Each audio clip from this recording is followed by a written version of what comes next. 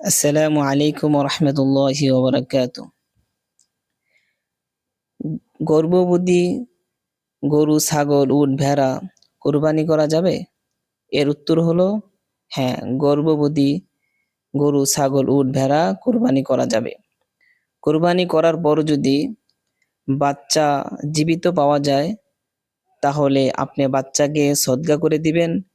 আর যদি আপনার খেতে মনে চায় তাহলে আপনি জবাই করে খেতেও পারবেন। আর যদি বাচ্চা অনেক ছোট থাকে, এখনো তার ভিতরে আত্মা দেওয়া হয়নি, এখনো সে জীবিত হয়নি, অর্থাৎ ছোট বাচ্চা, জান দেওয়া হয়নি, তাহলে এই ক্ষেত্রে আপনি ইচ্ছা করলে খেতে পারবেন, সমস্যা নেই।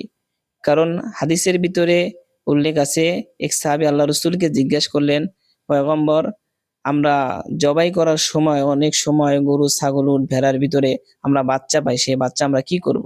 তখন আল্লাহ রসুল সাল্লাল্লাহু আলাইহি ওয়াসাল্লাম বলেছিলেন যে তোমরা ইচ্ছা করলে খেতে পারো,